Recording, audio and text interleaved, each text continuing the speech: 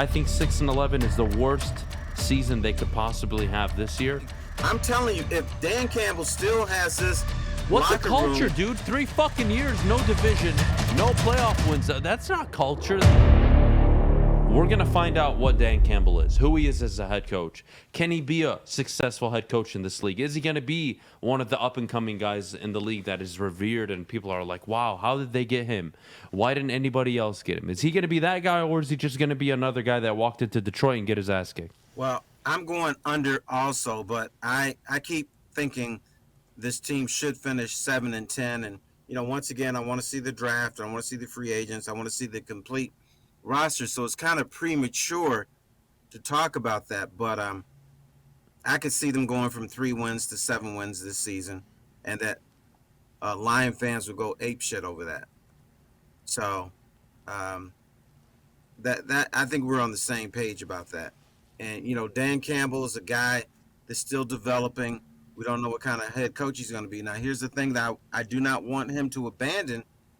Is he still going to be aggressive? Is he still going to be that guy that coaches like his pants are on fire? And I think in order to get to those 7 wins, that's what he's going to have to do. If he holds back and says, okay, let me be more conservative because I got a little bit better roster, he's not going to win 7 games this year. Yeah, I'm on board with that. I've also seen 6.5 is probably more realistic. I've seen 7.5 pulled. I want to say, where did I see it? CBS as well. But regardless of the point, even let's say it's set at 6.5. All right. Even then, you're playing a tricky game, right? Because this could very well be a 6-11 football team. It could very well be, in the best case scenario, an 8-9 football team. So the wins are so close. I think the under is always the safe bet with teams that you're just not sure of. But with the Detroit Lions, I'm expecting. And Terry, tell me if I'm crazy. You're crazy. What I'm expecting this season, Terry. What I'm expecting is, I want to know if this guy can coach or not. I don't want to hear it's just about talent in the NFL. All right. I've seen teams that have talent, that have an abundance of talent, that don't have talent, and they all figure out how to win games in the NFL. What advantage does Dan Campbell give you on Sunday? And did you see any significant advantage outside of, oh, well, he's super aggressive, he'll go for it on 4th down? Is that an advantage, or is that really a game of chance?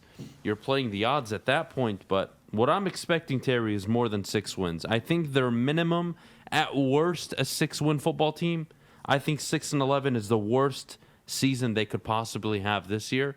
I think their best case scenario, between 7 and 9 would be their best case, I think. All right, you're not crazy then. Thank God. I'm thinking the best case scenario Don't is tell 6. him that. Well, I got to be truthful, okay? So if I stroke his egos now and then, I'll get him back later on the back end. But I think between 6 and 8 would be best case scenario for the Lions this year. And based on, I think it will be a better roster. Dan Campbell will be a better coach for 17 games. But the other thing that's going to work against the Lions is the word has gotten out around the league that they're going to play their ass off no matter what the situation is. And I think teams are going to take them a little bit more seriously than they did last year. So that's going to make it more difficult for them to win game in and game out, because they're going to get a little bit better effort from their opponents, and they won't fall asleep on them as quickly as they may have last year. And people are going to lose their lunch, because the Lions don't have to produce much for people to get excited around here. And I think if they win, let's say they win 8 games, I think people are going to go nuts, and they're going to say next year they're going to win the division title. But isn't that the timeline, Terry? To be fair, I do understand, because it's happened so many goddamn times with this football team. They've always given you like that little glimmer of hope, and then they just kick you in the dick. But to be fair, if I'm looking at the team and what it was when it was taken over, it was in salary cap hell. The roster was not good last year, even though you had some nice pieces. But All right, you draft an offensive tackle. You complete the offensive line for the most part, starting to look good. The run game basically looks the same whether I'm in the backfield or Maz. It doesn't really matter. So there are slight improvements. You're going into this year now. You have 2 first-round picks. You have a second-round pick, a compensatory at 97. You're feeling good about it. And what I walk away with, Terry, is if they do win 6, 7, or to your point, 8 games this year, well, I've seen progression. I don't mind when I see progression towards the ultimate goal, which should be, I believe, winning and competing for the division. And if they do get 8 games this year, and then in year 3, Terry, it's 6 wins or 8 wins or 9 wins, well, I'm looking at Dan Campbell like, give me one good reason why I shouldn't fire you. Like, I've given you 3 full seasons, and you've given me 1 season where you were 8-9. The first year was a crapshoot. This third year, you're 9-8. Where's the improvement? We're taking a step forward, a step forward, a step forward. If they're not competing for the division by year 3, Terry, that's going to be a big disappointment in my opinion. And would you fire Dan Campbell? Depends on the record after year 3. If he's sitting there at 9-7 after a 6-7 win season, and let's say some games didn't go their way. They finished 9-8, and they don't win a playoff game in year 3. Are you firing Dan Campbell? So the easy answer would be to say yes, because I haven't seen enough improvement. But I have to see how it plays out, Terry. If they're playing good football and they're competing, they're not getting blown out by better teams, and they're only beating they're only beating the losing teams, and they're not beating the winning teams. If we're in this whole cycle again, yeah, I'm getting rid of him. But if he's showing an ability to compete against top division opponents across the NFL from other divisions in the NFC and the AFC, he's competing in his own division, and they're a 9-win team, and you feel like they're this close, I don't mind giving the 4th year, but the 4th year is win the division or I'm firing you. It's that simple. That would be my only caveat, if that's the word for it, Terry. What do you think? You're going to have to give him the 4th year, and the reason I believe that is they're guys who coach teams, and they're just coach, and we'll do anything coach asks, and blah, blah, blah. Dan Campbell is creating a culture. So if after year 3, they finish 9-8, and these guys still love him, and you fire him, you run the risk of losing that locker room for a very, very long time. And whoever you bring in, these players look at him and say, F you, I'm not going to play for this guy. So you got to be very careful. I don't believe that. I think that's just a Detroit thing because they suck, man. Honey Bun, what happened after when they brought in Matt Patricia? Well, look, I'm not saying it was the right decision. Don't get me wrong. But the idea, the concept of we're trying to be better, I think it was obvious from the get-go. Bob Quinn brought in his boy. That's why he never sat over well with any of the players. They didn't respect Matt Patricia. He came in day 1 and started swearing at everybody and talking down to him. I mean, that was a disaster from the minute that fat man walked into Ford Field. That was always going to fall on its face, especially after the week 1. They opened the game up with a pick 6. They give up 40 points to a rookie quarterback and Sam Darnold, who's probably going to be out of the league in a year or two. Like, it's such a different scenario, Terry, and I'll tell you why. Because if I told you that I could guarantee you that you would get a top 5 up-and-coming young head coach to take the reins and take this team to the next level, of course you would do it.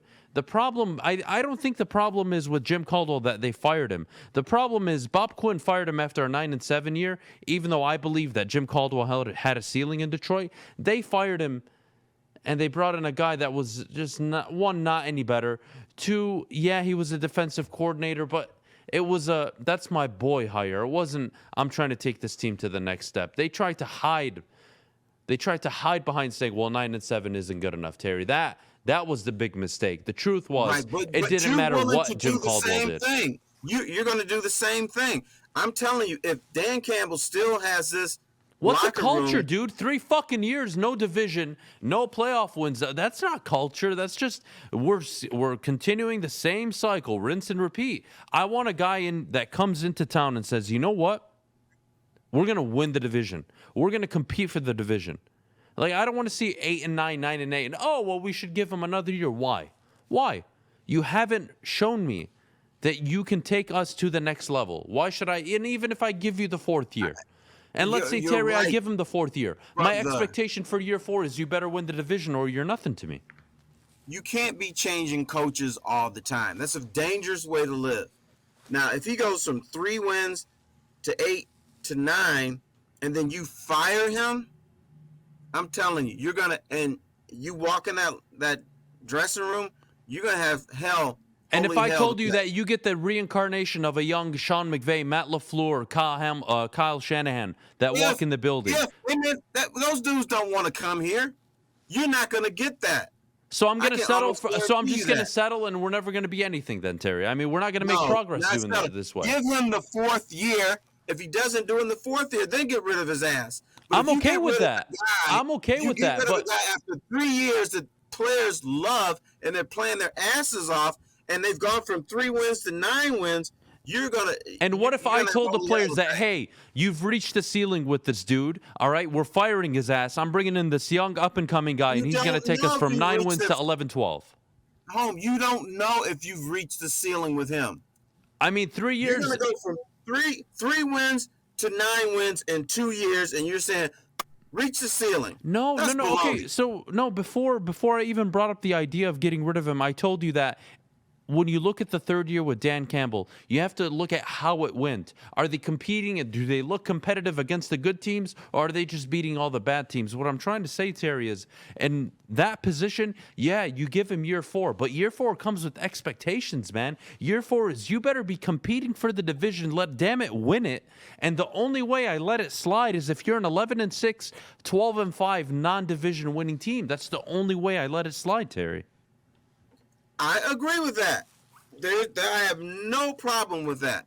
But that's not what you said. You said if he finishes 9 and 8, you're getting rid of his ass. I told you I'm getting rid of his ass if they haven't made improvement. Yeah. With expectations. When you get rid of a guy, and I'll tell you this: you get rid of a guy that takes a team from 3 wins to 9 wins in 2 years, and you fire him, you're going to be national news. And guess what? All these NFL pundits are going to be saying what a jerk and what an imbecile you are, and that you that you know what they're going to call you? Dan Snyder. This is this young guy on this team. He's got no patience. He doesn't know football. He can't see the progression of the Detroit Lions, which is a terrible franchise.